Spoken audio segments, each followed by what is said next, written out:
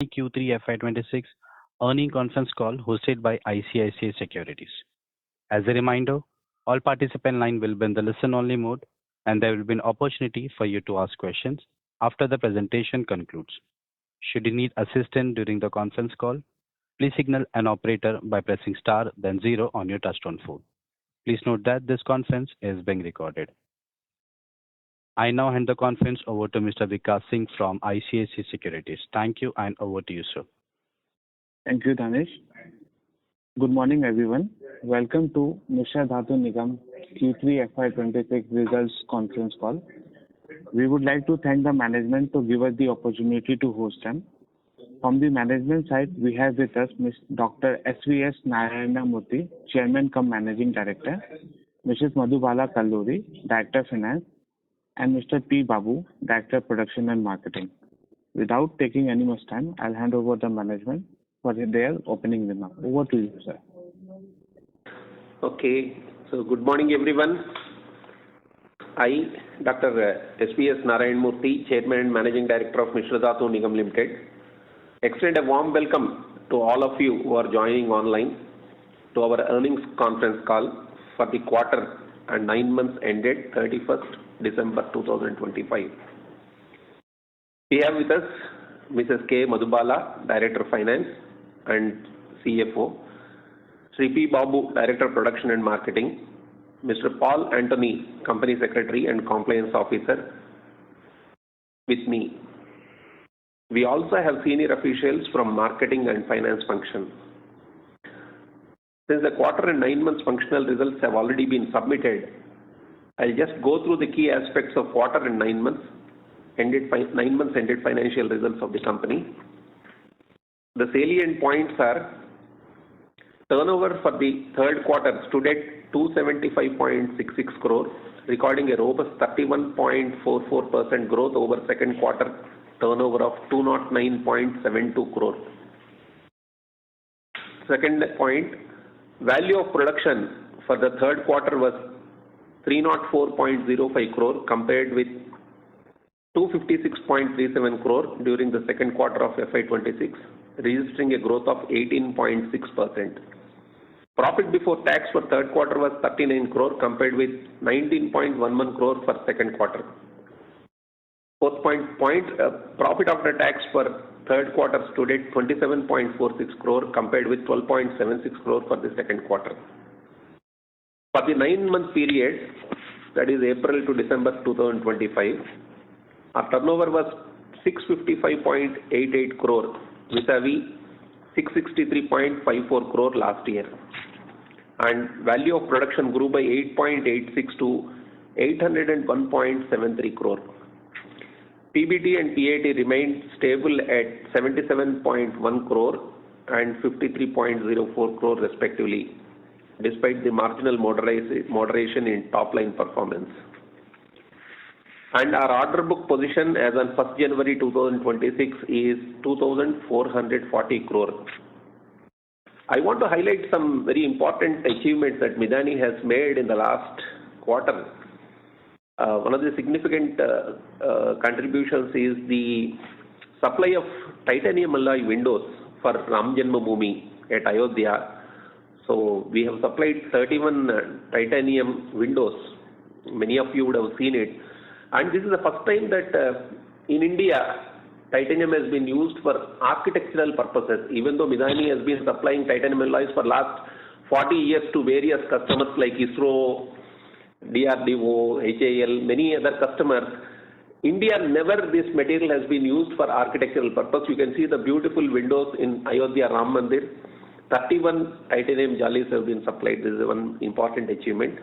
Another achievement that we can be proud is that we have supplied around 90 tons of material for presidential dais for Republic Day. So recent Republic Day, many of you would have watched. One of the significant contributions is the material for the presidential dais has been made by Midani.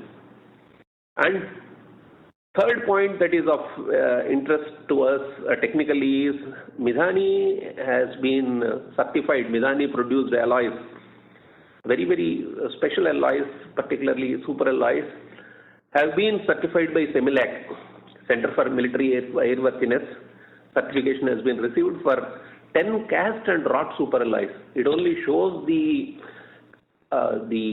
capability of Midani towards supply of super alloys. And also, we have a NADCAP certification. This is an international certification for heat treatment. We are going to receive it because audit is over. So this is, I wanted to share with all of you these significant achievements technically. I think with the above, I now request the moderator to invite questions from the analysts or investors who are there joining the conference call. Thank you so much. Thank you, sir. Ladies and gentlemen, we will now begin the question and answer session. Anyone who wishes to ask a question may press star and one on their touchtone telephone. If you wish to remove yourself from the question queue, you may press star and two. Participants are requested to use handsets while asking a question. Ladies and gentlemen, we'll wait for a moment while the question queue assembles. Our first question comes from the line of Amit Dixit from Goldman Sachs. Please go ahead. Yeah, hi. Good morning, everyone, and thanks for the opportunity. Congratulations for a good set of numbers, sir. A couple of questions from my side. The first one is that in India, if we look at the recent developments, the aerospace, particularly engine ecosystem, is kind of showing very good potential. Whether it is like the possible domestic manufacture of M88 engines or going ahead co-production of F414 or co-development of Safran for AMCA.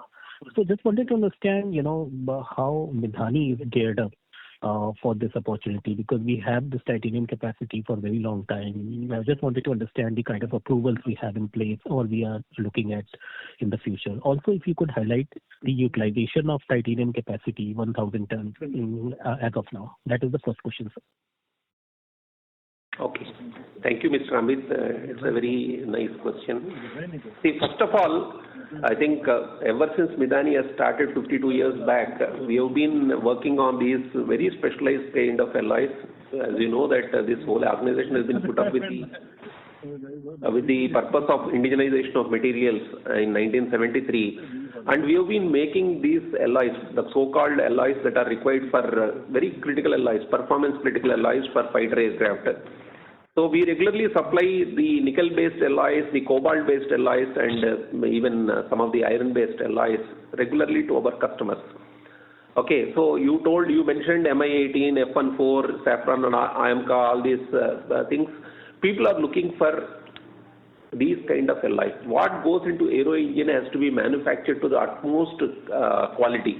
And Midani has been supplying, because one of our major customers is ISRO. If you look at right from the solid rocket motor booster that gets ignited on the ground, when you look at a PSLV or a GSLV launch, to the upper stage cryogenic engine, Midani's materials are used everywhere, every stage. So that is the kind of perfection that we have been trained to do and supply to our customers. And not to say that our materials are there in the form of Chandrayaan 3, our materials are there on moon. So here in manufacture of any aero engine, quality is the most important thing, and Midani is known for quality. So over the last 4 decades, Midani has supplied these materials. Not only, I am not mentioning our defense related supplies, since it is civilian I could mention, but we have been supplying. And you asked about titanium. Midani made titanium is used in all gas bottles and all propellant tanks of ISRO's launch vehicles. Every satellite propellant tank or launch gas bottle, every launch vehicle stage, they have several gas bottles. The raw material is supplied from Midani and it is used for this thing. So Midani is known for super alloys and titanium alloys, and we are completely geared up for meeting the whatever requirement. We are closely working with HAL. Yes, we are there. We are supplying to them both super alloys and titanium alloys. So even in future, AMCA, aero engine, whoever is the customer, we will be supplying the materials. And we are in talks with all foreign customers at very advanced stage. We are working with them, including Safran, on the supply of materials. So India is fully geared up, and we are fully geared up at Midani to supply these performance critical materials. Okay. And what is the capacity utilization, if I may ask, of the 1,000 tons titanium plant as of now? So if you look at, we have a total order book for 657 crores, and we have multiple titanium melting facilities. As you can see, we have multiple. This is made by vacuum arc remelting, and we have multiple furnaces, and about 27% of our order book is on titanium, and we can meet the requirements. Our capacity utilization is almost near to the full established capacity. So I can give you as on date order. Yeah, as on date order, around 29% or 741 crore worth of titanium alloys are there, and we are fully operating our titanium plant. This during this period, last year and now, actually last year 390 ton we melted, but this time 465 ton we melted. Means at least 20% of titanium production has gone up.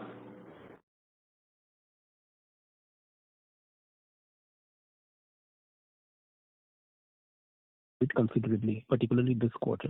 So is it due to the product mix or the contracts that you're executing at the moment? And also, if you could just broadly highlight the revenue split, by materials, titanium, superalloys, margin, steel, etc. No, probably little part of your question was not heard. Can you just repeat it? Yeah, sure. So the question is that, this quarter we saw that margins improved considerably. So could you also highlight the drivers behind that, whether it was revenue mix or the kind of, contract that we are executing that carry possibly higher margins? Also, if you could mention the revenue mix in terms of products like titanium, what the percentage was titanium of revenue, superalloys, margin, steel, etc. Okay, fine. So if you look at the alloy-wise revenue, in the third quarter, for the 9 months, we have superalloy contribution is around 20%, and titanium alloy is around 19%, margin steel is about 15%, and specialty steels is about 37%, and remaining all other grades about 9%. So predominantly superalloys and titanium alloys constitute about 40% of our total revenue. So that is what we have been concentrating on currently. And this is for 9 months, right? Yeah, this is for 9 months. And what are the key margin drivers? Key margin drivers, if you look at it is again. Okay, we have ultra high strength steels which are where margins are significantly higher. And this is for what applications, sir? It is for all missiles and rockets. Okay. Got it, sir. Got it. Thank you so much, and all the best. Thank you. Thank you. Our next question comes from the line of Henil Bagadia from Equicorp. Please go ahead. Thank you for the opportunity, sir, and congratulations on good set of results. So I just wanted some clarification regarding the NADCAP certification. You said that the audit is done, so it was actually due in Q4 of this year, right? So is it on place, or do you expect some delays for that? Okay, actually the audit is over. Some minor queries we are answering, so it should be we should be getting it by end of Q4. Okay.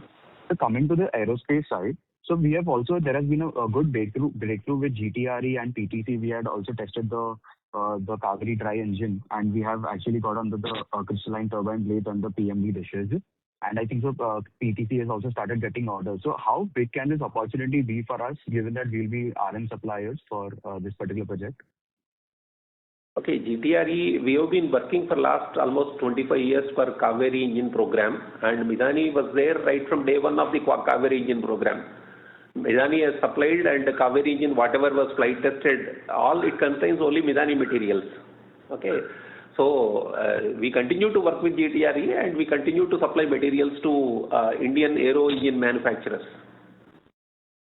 Okay. So for this particular crystalline turbine blades and PMD dishes, how big can the orders be? Because PTCs also started getting orders. I think so they'll start sourcing the RM from us. Yeah, there are multiple people who are doing these blades. The raw material that goes into the manufacture of single crystal blades is melted only in Midani. So whoever is the downstream, whoever wants to make the blades, yes, Midani is, you can supply the blade material. Basically, blade is coming after the cast stick. So cast sticks are made by Midani. And blade is an outcome from the cast stick. So raw material has to be melted to the precise chemical composition and it has to be made into the form of a blade. So Midani is geared up to meet any requirements, whatever are required. Okay. So this utility will also be there in multiple programs like the Kaveri dry engine program for the UCAV program or the Manik STFE engine program, or Yes. you don't see these blades being utilized there? Yes. Yeah, I mean, see, aero engines are picking up now. There are talks going on at multiple levels, and all materials requirement, whatever are required for any of these parties, Minari is fully geared up to meet the metallic materials requirement. We will be there in the suppliers list.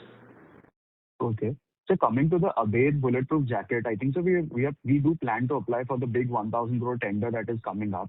So I mean, what would be the possible win, because there will be multiple players here. Also, there has also been another private company based out of Delhi which has also got the TOT from DRDO and IIT for the Abed jacket. So what is the scope for Medani versus what is the scope for them? I just want some more understanding out here. Okay, see, it is like this. Midani already has a technology called Baba Kavach from BARC. It is a TOT.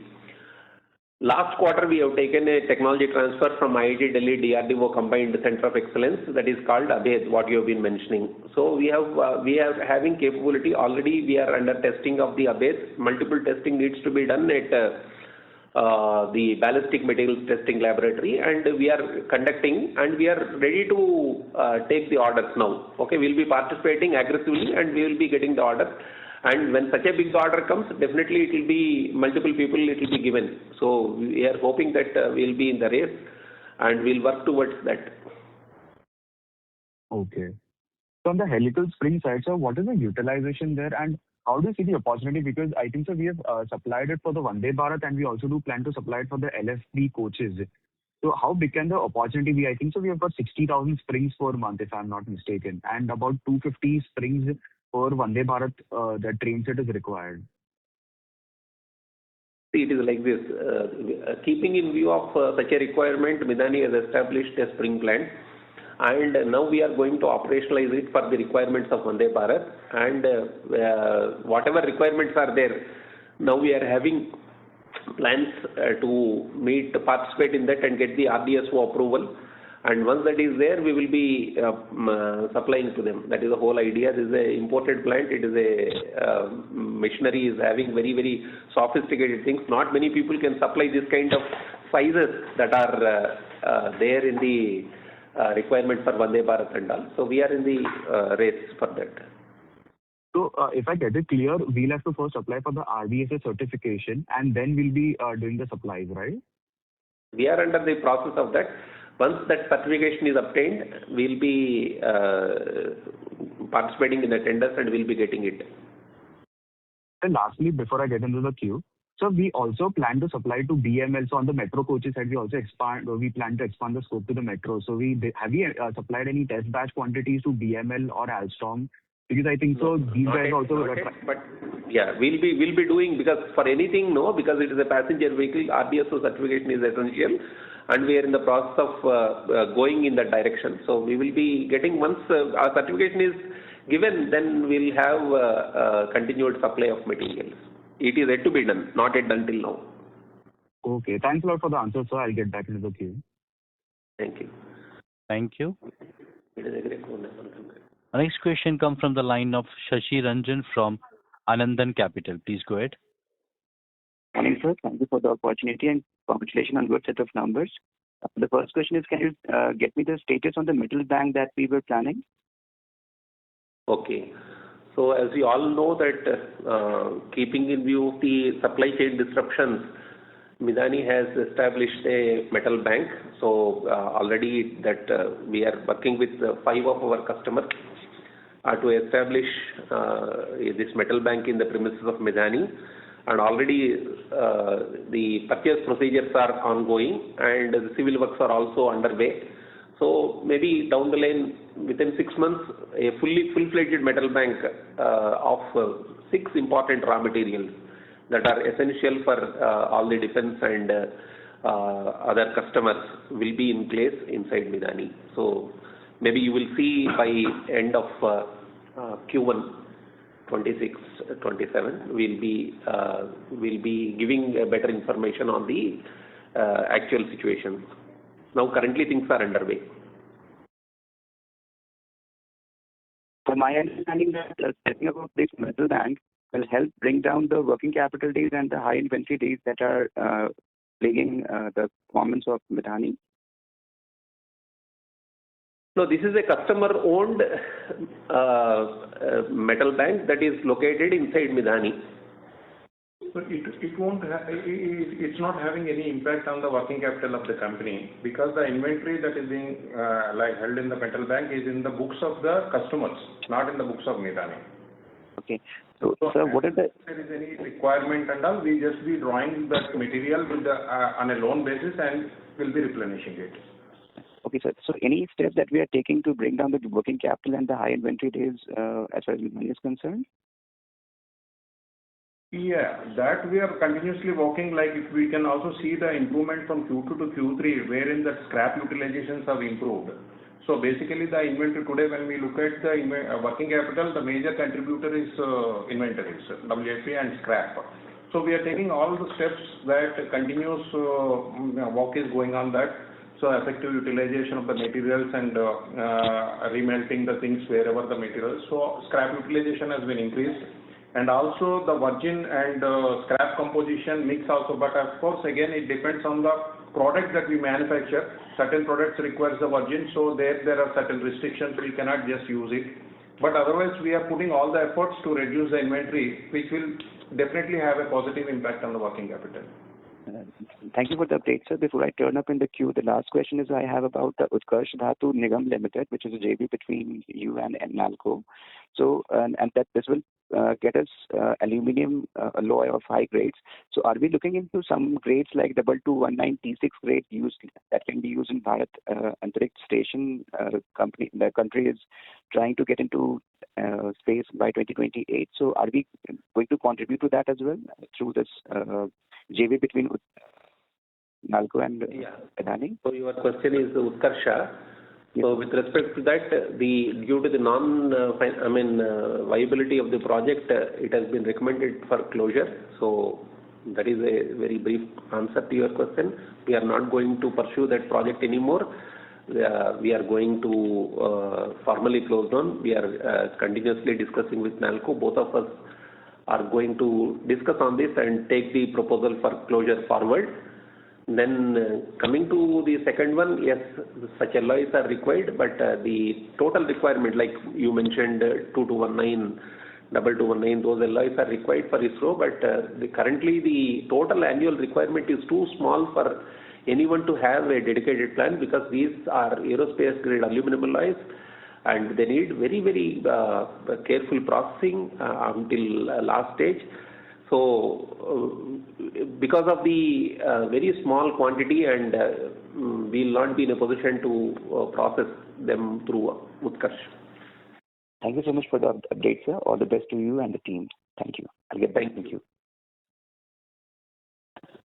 Thank you. Our next question comes from the line of Ravi Naredi from Naredi Investments. Please go ahead. Thank you very much. Sir, basic raw material of titanium, from where we get, how many we import and how many we receive from recycled product? Okay. So it is like this. Titanium alloy, as you know, India is having a titanium alloy sponge production plant at Chavara in Kerala. Okay, that is about 500 ton per annum. It makes titanium sponge. and the actual production is about 150 tons per annum, and the quality of the sponge that comes in different grades, so it will not be able to meet the total requirement of the order book whatever Midani has.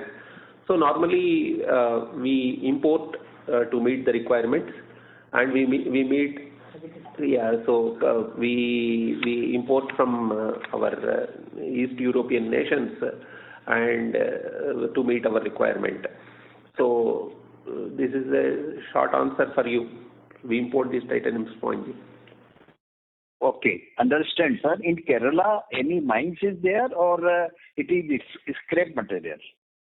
No. It is not scrap. Actually, if you look at titanium, is processed from the beach sands of Kerala. The beach sands of Kerala, they have a mineral called ilmenite. So the ilmenite is processed because originally they were having a titanium dioxide pigment plant. Okay, so white color pigment, whatever you use in industries, it is called titanium dioxide. And because titanium dioxide is there, technology was available and within the defense lab, and it was used to make titanium sponge. So there is no scrap or recycling, and there is no mineralized beach sand. So it is only in Kerala, other Indian state don't have no, not like that. It is there along the west coast of east coast also you have. In fact, Orissa has some of the beach sands. It only depends on the processability and the amount of titanium in that. Otherwise, the sands are available, including Orissa, Andhra Pradesh, Tamil Nadu, Kerala. All the beach sands have this titanium content.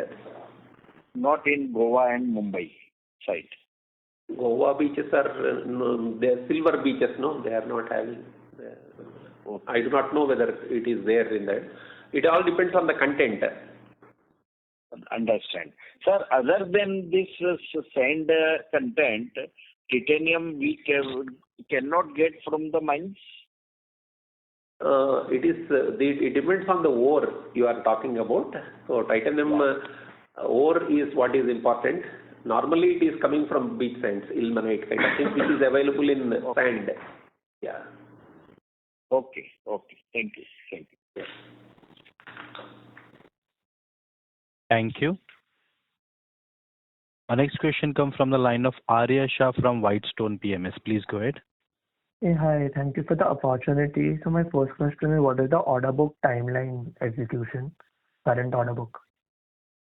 Yeah. So the current order book execution, okay, as the maximum period.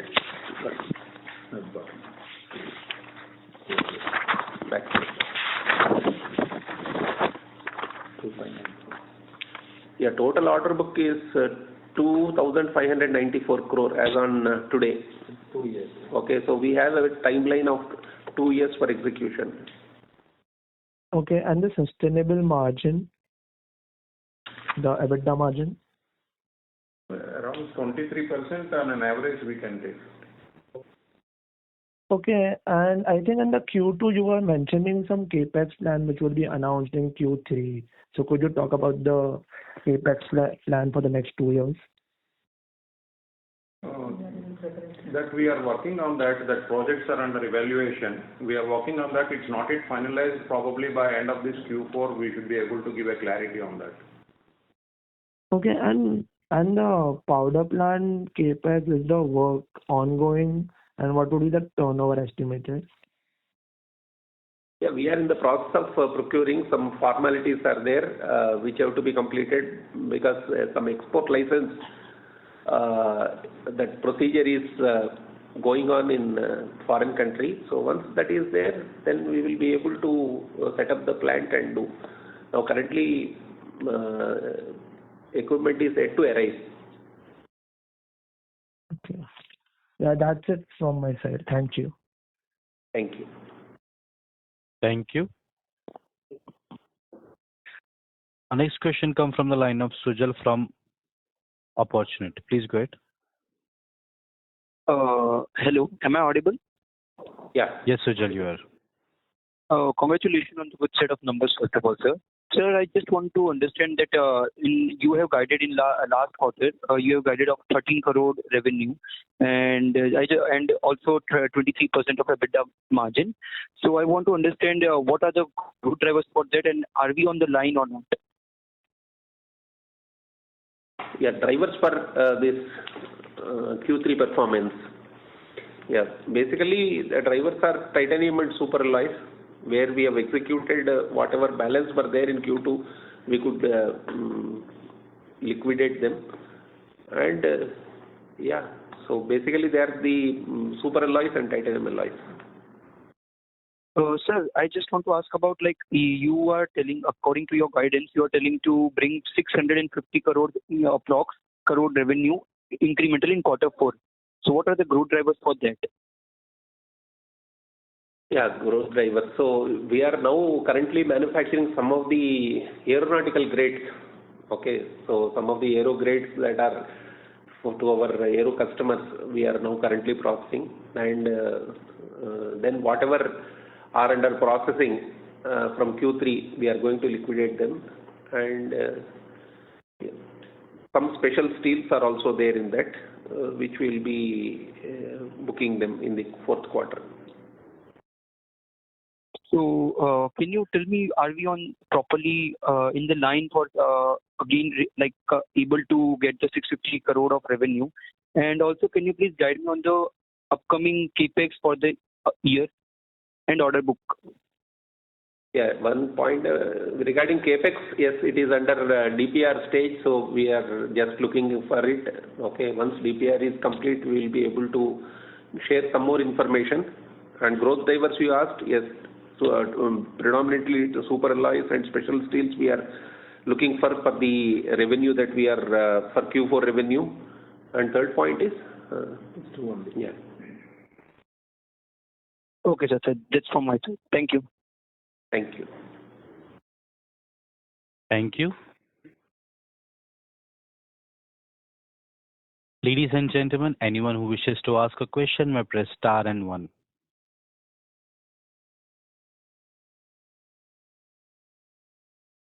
Our next question comes from the line of Rishabh from RBSA Investment Manager. Please go ahead.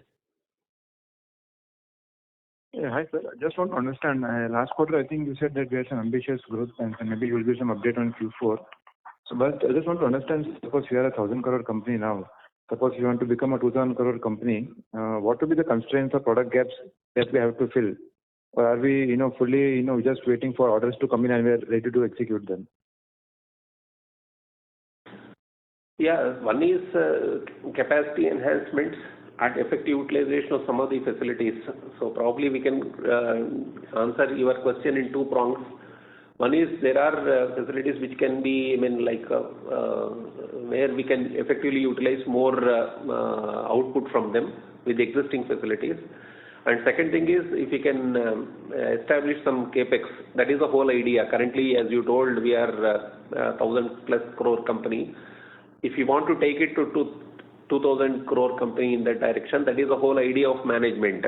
How to take the sales to the next level. So if we want to double our capacity, we need to put some infrastructure. So we are currently looking on that. As I told in the previous question, we are now currently working on what are the important equipment that we need to, facilities that we need to establish, so that we can take it to that. So as a part of that, we are having some capex plan, so that we will be able to share once DPR and other approvals, internal approvals are ready. Maybe by Q4, end of Q4, we will be able to give you more information. But idea is how to take into the growth path towards 2,000 crores, as you mentioned. Okay. And the capex will be mostly brownfield or greenfield, sir? Or you cannot share this? Yeah, no, we will be giving full details by probably once DPR is ready, we'll be able to give you full details. Okay. Hello? Yes, sir. My second question was, actually, we have, recently the FTA has been signed with the EU. So how does that help in terms of import of raw material for us? Can you repeat? No, recently the country has signed the trade agreement with EU. So how does it help us in respect to the import of raw materials, since we import a lot of materials from the Eastern Europe you mentioned? So how does it help us? Are we paying duty in that currently, or how does it help us?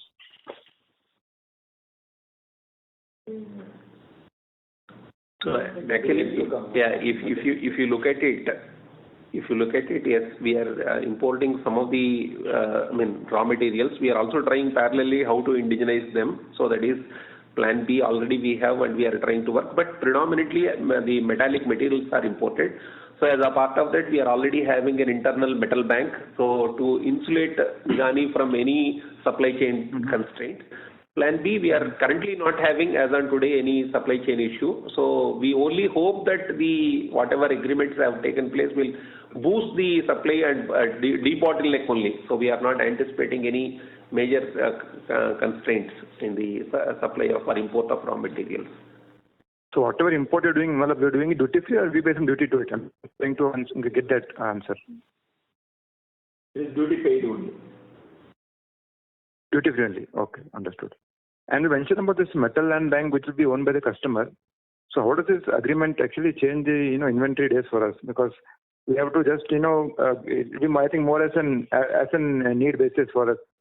Currently, as we are holding 3 to 5 months of inventory now. So now customer balance, the ownership will be the customer, the inventory ownership. It won't make any change in the inventory days. That's what I mentioned, that suppose if that inventory is in the books of the company, then it will have an impact on the working capital as well, the inventory days. Since that inventory is only like we are only a custodian, and the inventory will be in the books of customers. So the materials, whatever is required on need basis, whatever based on the requirement, just will be drawn on a loan, and as and when our materials comes, which will get replenished. Basically, in a net of that inventory remains same. So because if I get my material, then my raw material inventory will go up. So immediately once the Midani's material has come, that same will be replenished. So the next material impact is remains same. It will not have any impact on the inventory days of the company because of metal bank. Okay. And so just one data point, if you could share. For example, suppose we are supplying to the indigenously made, suppose the light combat aircraft. So in terms of say kgs or metric tons, what is the total amount, volume of which that will be that Midani is supplying to say one light combat aircraft? Is there a data point that you can share across titanium or superalloys or whatever products we supply to an aircraft? So in aircraft, what happened, there are a lot of materials, not only Midani manufactured items, like superalloy, titanium, special steel. There are aluminium, composites, and many other components are there. We are not very much sure what exactly the weight and... I'm asking only from the Midani perspective. Whatever Midani supplies, how much do we supply in terms of kg or metric ton, whatever data point can you share? I just want from Midani, not the other materials, only Midani perspective. Yeah, just to give you, what will happen is they will take maybe say 10 aircraft, 20 aircraft, and they put a common material requirement, bill of material. So what will happen is we will not be knowing for how many aircraft they are using. But the difficulty in answering your question is only that we'll only know what is the purchase order placed on that. In that very small component they may be making or very big component. So numbers for which the order is placed is unknown. Okay. Okay, sir. Thank you. Thank you. Thank you. Our next question comes from the line of Henil Bagadia from Equicorp. Please go ahead. Thank you for the opportunity again, sir. So coming to the question related to the helical spring, I had just one small question. So if, the orders start picking up after we get the certification, so do we have plans to even supply to Alstom and Siemens, given that they are also supplying orders out here? And do you see large export opportunity in this particular area? Okay, to answer your question, yes, we will supply. Our plant is capable of supplying very high quality, large size springs also, because the capacity is in such a direction.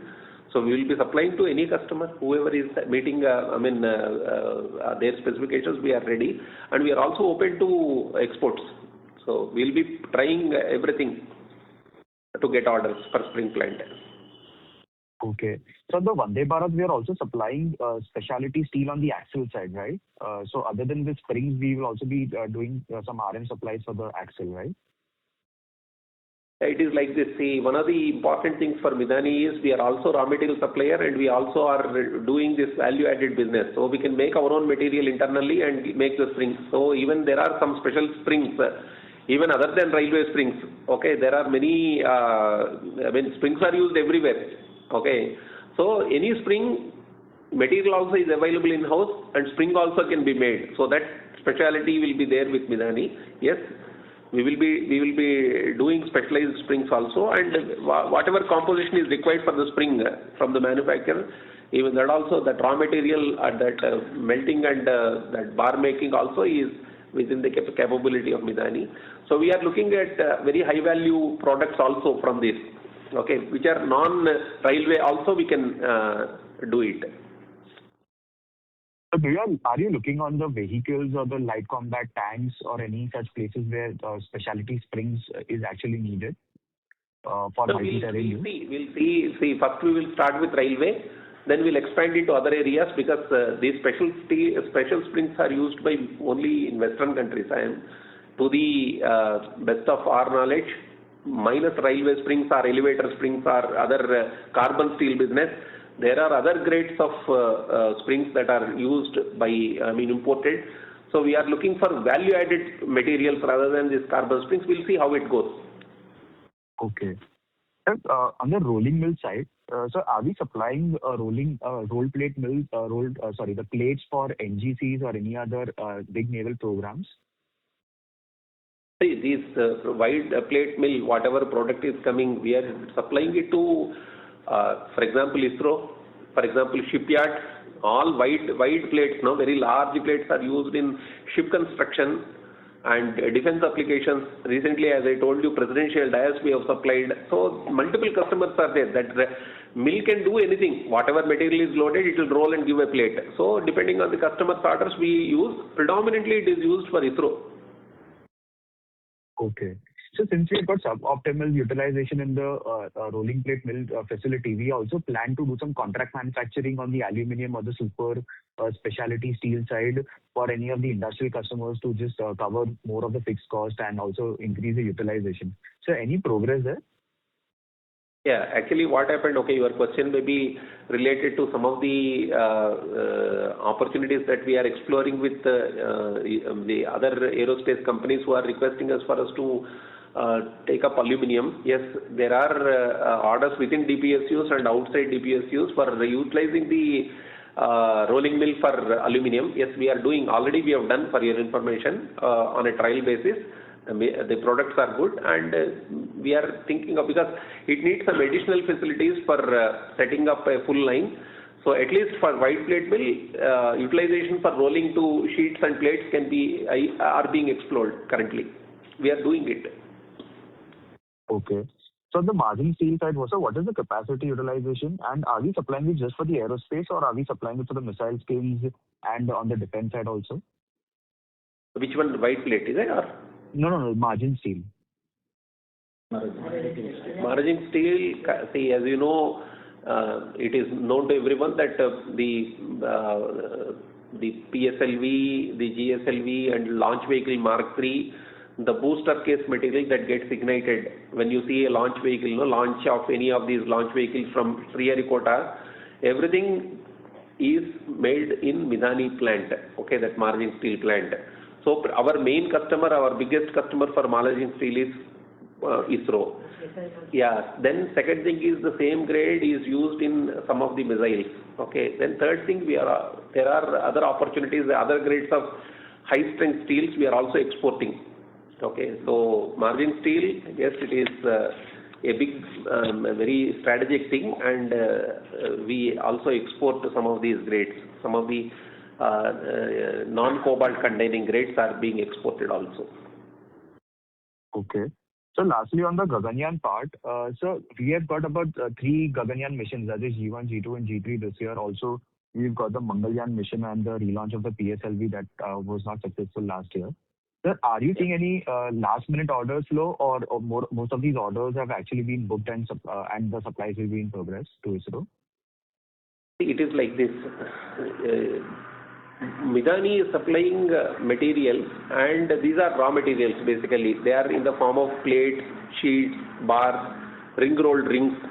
Okay, so ISRO takes the materials and gives to subcontractors. Like there are many subcontractors for ISRO for making the solid rocket boosters, liquid engines, and cryogenic engines. So our raw materials go, and the timeline is the moment they receive material, they will be starting using these materials for fabrication of rocket boosters or the liquid engines or whatever they want. So the orders for Midani are put maybe at least 2 years in advance. It is not that the last minute they will come and give. Okay, so it is a well planned calendar for them. So their projects are already well in advance, and they will back calculate the lead times and they will put orders with us. Okay. Yeah, just a small follow-up here, sir. When you said you plan to get into the value add side, I actually assumed you actually plan to get on the little bit on the forging side, or probably on making some components here and there. So what exactly would you mean by value added when we see these contracts, where we are just supplying RM suppliers? Yeah, so we can see, for example, spring. So spring is a value-added product, it is not a raw material. We are having fastener plant, for example, a 40 crore fastener plant is there in Midani, which will supply aerospace fasteners to our customers. So the fastener material is also available, fastener plant is also available. So our own raw material we'll make fasteners and supply. So these are the, like for example, castings. We have a raw material making, alloy making plant. We are also having casting plant. So we can make. So yeah, Midani makes all the titanium alloy castings and super alloy castings for our customers. We have a welding electrode plant. So we have right from melting stage, we make the material, forge it, then roll it, and then wire draw it and make a welding electrodes for some of our customers. So we have a very large special welding plant, okay, welding electrode plant. So these are all the value-added products. So castings, fasteners, these welding electrodes, these are all the plants. And some, like for example, that titanium windows for Ram Janmabhoomi, it is a fully fabricated one. So just we made everything within the plant and we went and fixed it. So we are looking at products where we can add value rather than give only raw materials. So that is the whole idea of using that word value-added products. Okay. Thanks a lot for the answer, sir, and wish the team all the very best. Thank you. Thank you. Our next question comes from the line of Arya Shah from Whitestone PMS. Please go Hi, ahead. thank you for the opportunity again. I just wanted to know the bulletproof jacket, how much is the capacity per year for the bulletproof jacket? Hello? Capacity for? Bulletproof jacket. Bulletproof jackets, okay. It is like this. So we are currently making. Numbers wise, if you want to give, we process in terms of the batches. Okay, so each batch contains maybe 50 jackets. Okay, 100 jackets depending on the order. So the limitation is not really the equipment availability or the facilities that are available. So we can ramp up by putting number of shifts we can increase, and we can jack up also. So it all depends on orders. The facilities are available end to end, like from raw materials to products. And we also have a agreement for testing all these things, testing of jackets. So we are looking forward for getting the orders. Okay, and could you say in the absolute terms the defense factory contributes to the revenue? Right, currently the Rohtak plant, I think, the defense plant. Yeah, defense, we have revenue from defense sector is 28% of the total revenue up to 9 months, December 25. Okay, and any order book there? Yeah, we have from defense our order book. If you look at total, 72% of our order book is from defense. Because aero, it includes all are there put together. Okay, thank you. Thank you. Thank you. Our next question comes from the line of Ravi Naredi from Naredi Investment. Please go ahead. Sir, I would like to ask, what is our key factor to run our company? Shortage of raw material, shortage of capacity constraint, or something else? Yeah, so raw material supply constraints were there. Okay, now we are trying to insulate ourselves from this raw material uncertainty by establishing metal bank. So unless there is a major geopolitical thing, we don't expect a issue with respect to raw materials. And that is with respect to capacity constraints. Point number 2, what you have raised, we are working at full capacity. I mean, of the downstream mills. If required, we can melting wise we have sufficient capacity. Okay, so wherever possible, there are opportunities for us to even go outside wherever it is permitted from the customer. We can use outside. I mean, we can outsource the downstream processing requirements. Only melting capability outside people may not have, because the alloys that we are processing are very unique, and they are, I mean, their processing needs special capabilities. Okay, so there should not be issue with respect to capacity also by doing a good plan. So that is what currently we are doing. So what growth we are expecting for financial year 27 and 28? Yes. So that is 26, 27, 27. Talking about 26, 27 or 27, 20? Both. Okay. So, maybe around 20% incremental revenues we can expect it till the capex things are finalized. Once the capex clarity has come, then probably we will be able to revisit that figures. Otherwise, in the current capacities and current utilizations, we can expect a 20% increase year on year. And who gives you the capacity permission to increase the permission? Your board is not authorized to do all such things? No, it involves investment of money. So we have to go to board and we have to take approval. Board is also empowered, and above board permission, it requires ministry approval. Majority projects are within the purview of board only we are operating. Okay, but it is normal, routine one, or some specific need is required? No, we are planning some capex projects which are unique and which will enhance our capacity as well as top line. Those are in the DPR stage. Maybe by end of Q4 we can able to give correct picture how much it is going to happen. Okay. Thank you. Thank you. Our next question comes from the line of Parimal Mithani from Credential Investment. Please go ahead. Hello, can you hear me? Yeah, we are able to hear. Thank you. Thanks for the opportunity. Sir, I have two questions. One is, in your previous calls, you have mentioned that you have 500 grades of material, of which 100 are aeronautical grades. So how it is unique in India in terms of a company like us compared to our competitors globally, and how does it enhance our strength? If you can throw light on it. And so if you can give a guidance in terms of how do you see Nidani in next 3 to 4 years, since the government is keen on having indigenous manufacturing and a lot of emphasis on being self-sufficient in the defense and space and all that. If you have some roadmap, it will be much better for us, sir. Okay. Yeah, thank you. So you told first thing is our capability is to make alloys, novel alloys, and the whole idea of establishing the company also is again towards Atmanirbharta.